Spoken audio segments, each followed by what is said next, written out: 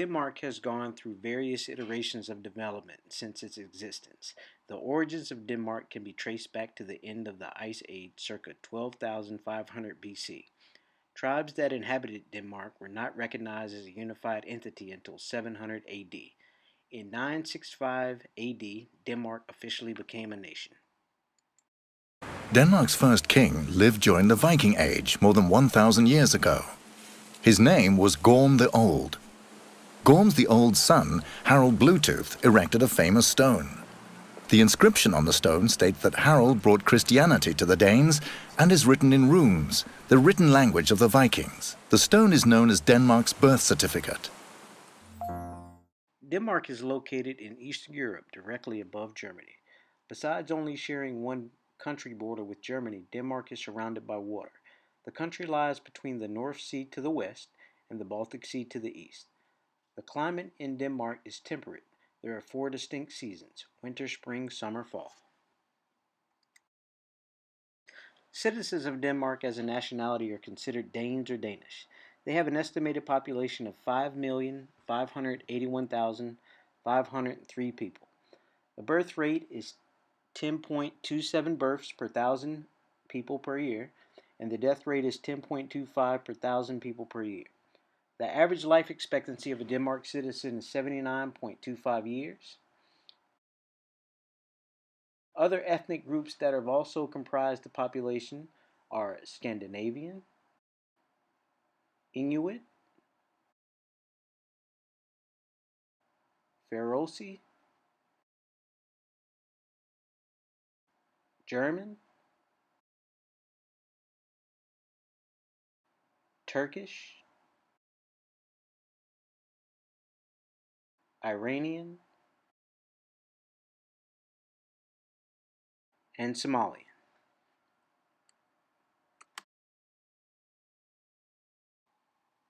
The Kingdom of Denmark has Danish as its official language.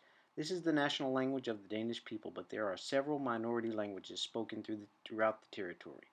This includes German, Faroese, and Greenlandic. Danes are predominantly Christian, evangelical Lutheran, about 95% of the population. Other Christians, including Protestant and Roman Catholic, 3%, while about 2% are Muslim. Educationally, Denmark has a state-sponsored educational system that is broken up into three stages: primary and lower secondary education, upper secondary education, and higher education.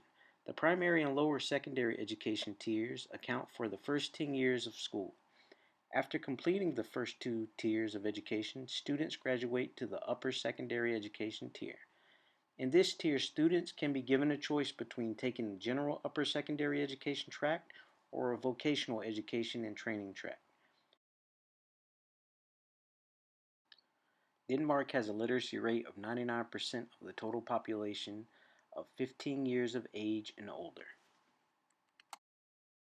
The Kingdom of Denmark is a constitutional monarchy, in which the monarch, currently Queen Margrethe II, is head of state. Executive power is exercised by the cabinet government, presided over by the Prime Minister, who is first among equals. Legislative power is vested in both the executive and the national parliament. The judiciary is independent, officially appointed by the monarch and employed until retirement. Denmark has a multi-party system, with 2 strong parties, and 4 or 5 other significant parties. No single party has held an absolute majority in the Folketing since the beginning of the 20th century. Denmark has an abundance of natural resources. Some of these resources consist of oil, natural gas, fish, sand, limestone, chalk, clay, and salt. Denmark's most valuable mineral commodities, natural gas and petroleum, are produced continually from the Danish area of the North Sea. However, petroleum production declined as reserves became depleted. A large-scale geologic survey by the Geological Survey of Denmark revealed significant supplies of hot water stored in porous sandstone layers beneath Denmark. In 2009, there were 2 geothermal plants in Denmark. but the survey showed that 32 existing heating plants could be converted to geothermal energy production if the conversion process is shown to be economically viable. The Danish Energy Agency announced that it had published the tender for the Anholt Offspring Wind Farm in Kattegat, which is located west of the island of Anholt. It would be Denmark's largest offshore wind farm and would be capable of producing 400 megawatts of energy, which is the equivalent of the annual electric consumption of 400,000 households. Denmark's economy has been described as small and open and thus highly dependent on trade with other countries. Foreign trade accounts for most of Denmark's gross domestic product. Consistently, Denmark is a member of economic organizations such as the European Union, Organization of Economic Cooperation and Development, and World Trade Organization. Per Denmark's working population, the statistics on the employment rate reflects that 53.7% of the age group 25 through 64, 82% of the age group 25 through 54, and 63.2% of the age group 55 through 64 are all employed. Prinsen Palace has been described as the most visited museum in Denmark. It accounts for the highest admission rate of 725,000 visitors. In 2013, admission rate of Danish museums reached 13.4 million visitors. 258 museums were included in this statistic, out of which 131 are subsidized by the state. In 2013, the Zoological and Botanical Gardens had a total of 5.8 million visitors. Industry analysis. The value of a country analysis is not the reporting of the history of the country, the climate, the governmental systems and policies, but in the significance these items play in helping develop recommendations to assist the commissioner of this report. In the analysis, we have to not only consider economic factors, supply and demand, and the impact of competitors, we have to also look at the scalability and the regulatory outlook.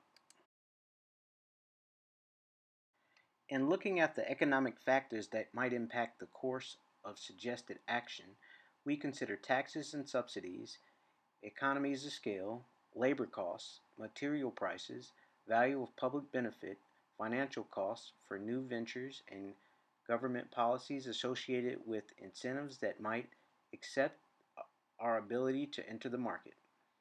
We know that government energy policies have been in place for some time, considering Denmark's renewable energy standing in the world. Denmark also has reliably high labor rates and tax rates for that matter. The impact of commercialization barriers associated with new technologies and how they compete with mature technologies is documented. However, the impacts of the cost materials can fluctuate, making the cost of development and production very expensive.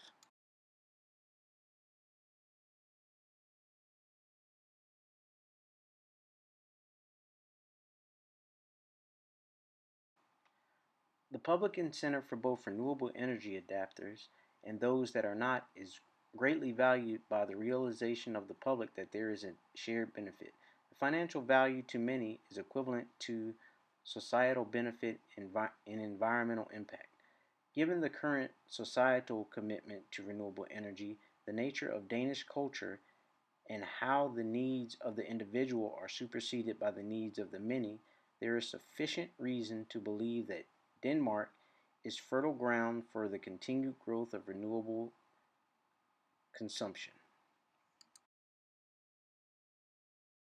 And given the evolution of renewable energy innovation, biofuels have shown itself to be the next growth area for renewable energy.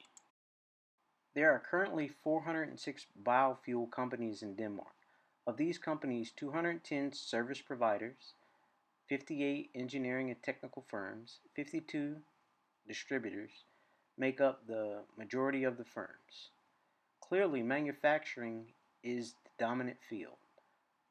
What we also know is that the economies of scale are one of the biggest challenges for renewable energy, which remains a high labor, slow production process. There is a tremendous opportunity to have an impact in this particular area of focus.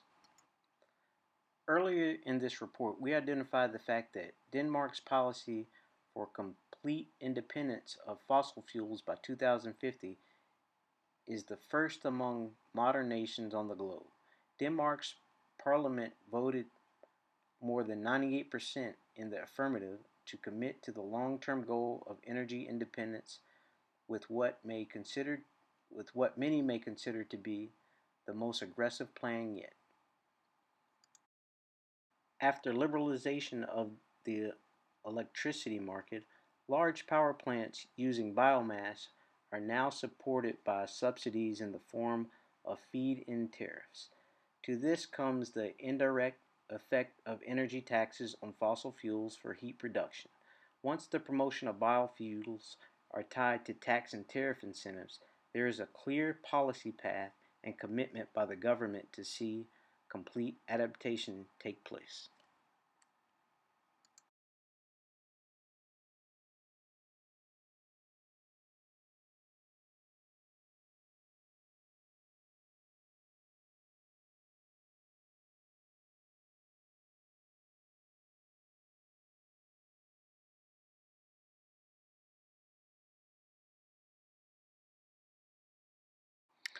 As we contemplate what recommendations should be made to the Board of Directors, we should take stock of what we are. With respect to U.S. customs and norms and that of subject countries we've been analyzing, the U.S. has always had difficulty overcoming its reliance on fossil fuels and the refusal to push beyond token alternative energy commitments. First, what strikes the loudest chord is that Denmark presents itself as a nation committed to the ideal of community, shared prosperity, and value of the group over the individual. This, along with government's legislature commitments to biofuel and other renewable energy, provides fertile ground for growth and opportunity in Denmark. Perhaps it is the U.S. competitive spirit and business climate that makes this sort of effort so much more contemplated. Given the relatively more competitive, saturated wind and solar market, biofuel presents itself as the next phase of growth. What remains most challenging, however, are managing relationships and organizational complexities associated with new technologies and processes amidst traditional methods. With respect to steps and strategy for multinational corporations, it should make sense to structure the organization with a geographic area structure, taking full advantage of total immersion into the culture, political, legislature, and legal uniqueness and nuances in Denmark. We would first become well versed on the history, customs, and business etiquette within Denmark. We would look to become very fluent in national and local government, local governing energy creation, transfer taxes, and government-based incentives. In order to fully understand how the entry would occur, we would seek to gain full understanding of currency values, trade tariffs, and import-export timeline. The initial management team have would have to consist of a diverse set of expatriate and local Danish managers. It would demonstrate a commitment to the geographical area and establishment conduit for communication, educational for the expatriate managers, and the opportunity for additional access to local business contacts. In order to facilitate these tasks, we should need to establish a relationship with local talent and resources. Danes do not appreciate ambiguity or question motives. These appear to be significant opportunities with manufacturers and technology firms once we identify the local need and opportunity. whether it is functioning as a supplier or provider of professional services. The initial role may be a subcontractor to an existing relationship. The goal is to build a portfolio of successes that build a trust done with consistency, delivery, and commitment to Danish culture and business customs.